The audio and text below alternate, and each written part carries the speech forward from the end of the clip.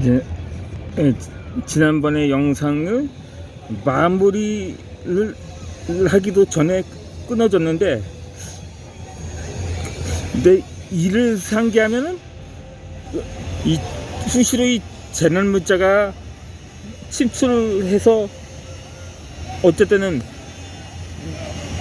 그 마무리도 없이 끊기는 경우가 수두룩했더라고요. 그래서 차라리 스마트폰에 인공지능 기능이 되어 있다면 이렇게 명령을 했을 거예요.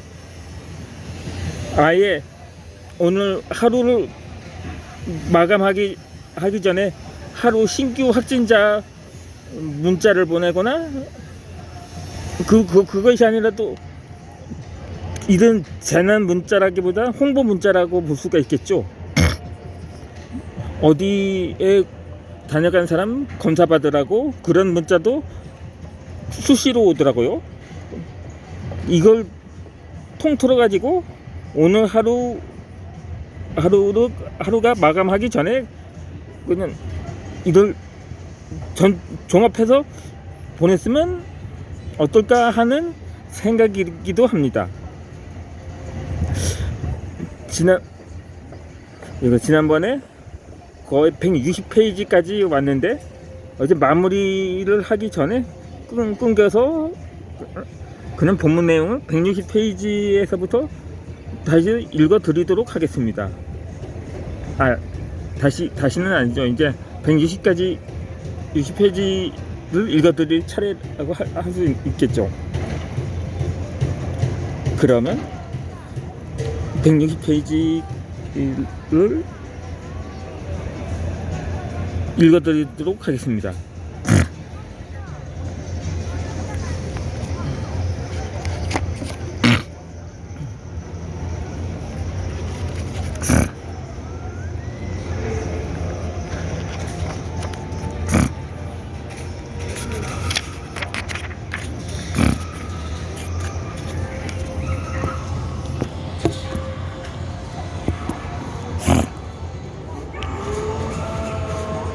제34장 징크스를 극복하는 방법은, 이것도 도표로 되어 있는데 내용이 한 구절뿐이라서 이제 번호는 생략하도록 하겠습니다. 징크스, 불길한 일, 사람의 힘이 미치지 못하는 운명적인 일을 일컫는 말.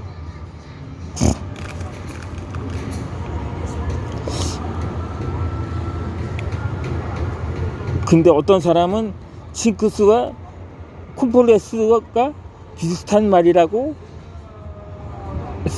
생각하는 사람도 있는데 전혀 다릅니다. 물론 공통점이 있으면 다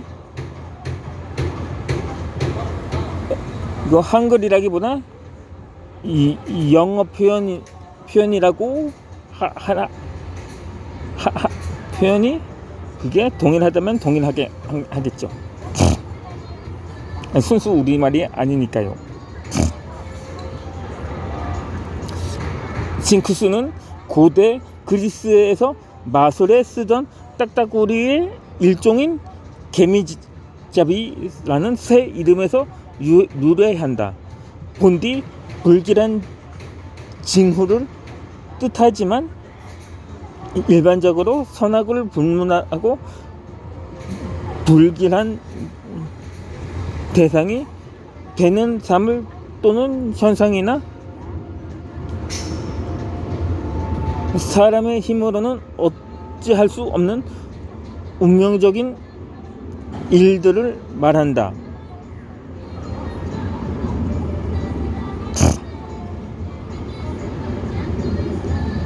그러니까 징크스가 우리말로 징조와 같은 말이라고 할 수 있겠죠. 예컨대 그리스도 교도들 사이에서는 13일의 금요일을 불길할 날로 꺼리며 한국에서는 사자가 죽음을 연상시킨다 하여 병실 번호 등에서 제외한다. 항상 엘리베이터 숫자들 중에는 4호를 알파벳 F로 표시하더라고요. 표시하는 것을 볼 수가 있습니다. 물론 알파벳 순서로 F가 네 번째에 해당하니까요. 아니지, 2가 네 번째인데 D, 이 어때서 F가 이게 영어로 표현하려면 4가 알파벳으로 영어로 치면 4가 되기 때문에 아마 그렇게 표시를 한 것이 아닌가 생각이 됩니다. 그리고 아침부터 까마귀가 울거나 검은 고양이가 앞을 지나가면 불길하다고 생각한다. 특히 운동선수나 기사 등 직업적으로 승부를 겨루는 사람들 사이에 여러 가지 징크스가 있다. 일종의 미신이며 인과관계보다는 우연의 결과가 더 많다. 징크스를 깼다라고 하면 을에 질 것으로 예상했던 승부나 어찌할 수 없는 운명이라고 체념하던 일에 대한 심리적 부담을 극복한 것을 가리킨다. 사람들은 꼭 일어난 후에 그래서 그런 불길한 징조가 있었구나 라고 말한다. 용꿈을 꾸지 않아도 로또 당첨이 되는 경우가 더 많이 있다.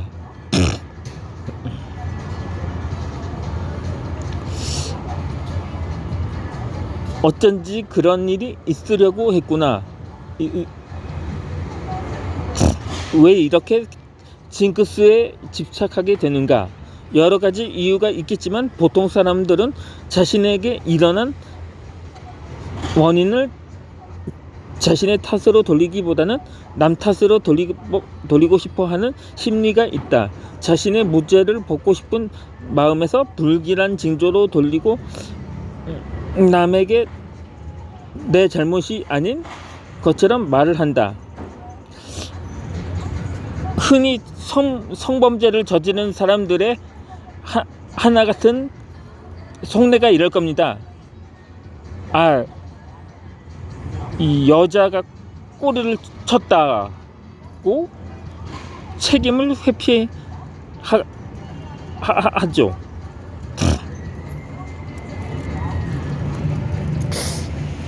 제가 이렇게 수시로 동영상 상단이나 하단에 있는 시간을 타이머 기능을 확인하는 것도 그것 때문입니다. 이게 영상이 끊긴 줄도 모르고 그냥 진행만 하는 경우가 있었거든요. 그럼 소리라도 들리는데 어떨 땐 소리 없이 그대로, 그러니까 가운데 검은 표시에 단추 모양이 빨갛게 표시되면 그게 영상이 끊어졌다는 신호거든요.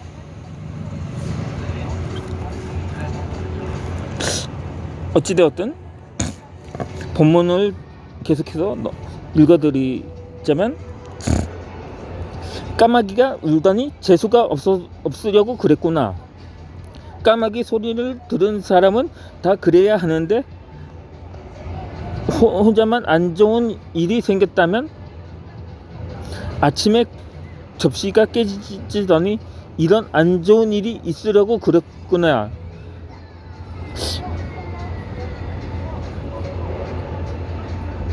당신 손이 미끄러워서 그런 것은 아닌가?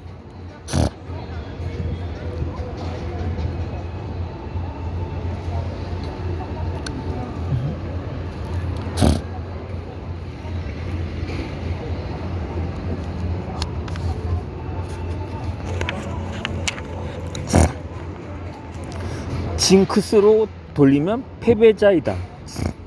자신의 실수나 잘못을 징크스로 돌리면 징크스의 늪에서 헤어나지 못한다. 무슨 안 좋은 일이 있을 때마다 자신의 문제점을 찾기보다 오늘 불길한 징조는 없었나 하고 하나씩 자신의 삶 속에서 불길한 것들만 찾게 되면 아무것도 할 수 없게 된다. 발전하는 삶이 아니라 핑계와 변명의 삶만 있게 된다.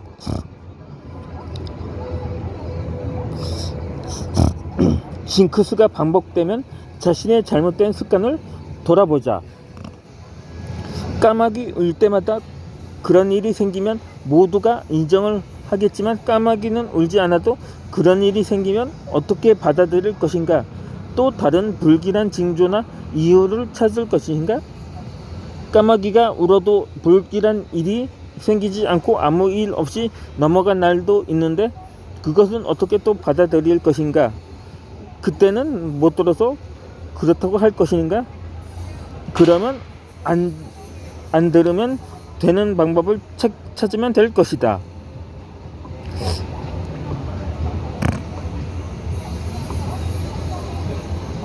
세상의 모든 까마귀가 울든 말든 이어폰을 끼고서 내 귀에만 안 들리면 된다.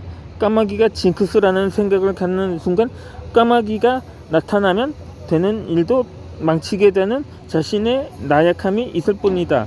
자신의 삶은 외부의 힘에 의해서 좌지우지되는 나약한 삶으로 살지 말다. 까마귀와 비슷한 소리를 내는 새가 있어요. 까치인데 오히려 까치는 까마귀한 제조적으로 까치가 울면 반가운 일이 생긴다는 또 일종의 그런 징조가 있거든요. 그런데 그 소리가 그럴까요? 자신에게 안 좋은 일이 생기면 까마귀가 운 거고 아침에 운 새가 까마귀고 행운이 생긴다면 까치라고 판단을 하는 경우도 있을 겁니다. 좌우지간. 사실 까마귀는 자신의 부모를 돌볼 줄 아는 효도하는 새이다. 그런 점은 사람보다 더 나을 수도 있다. 사람이 천인공노한 만행을 저지르면 그 사람은 마귀보다도 못하다는 말을 하기도 합니다. 사실 이 까마귀 이름만 봐도 마귀잖아요.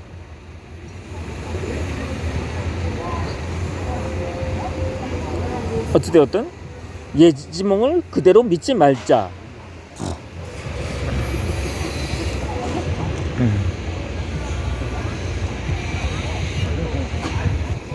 예지몽을 꾸어도 피할 수 없다면 불안하게만 만드는 예지력은 있으나 마나이다. 자꾸 꿈이나 일어난 일에 집착을 하게 된다.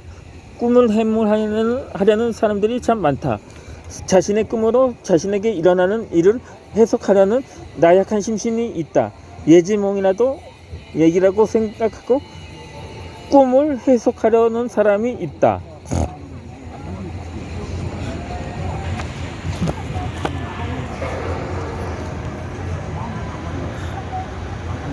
다행히 이번 영상 촬영 도중엔 끊기지 않고 거의 무사히 촬영을 마쳤습니다. 이제 이어서 나머지 본문을 읽어드리도록 하겠습니다.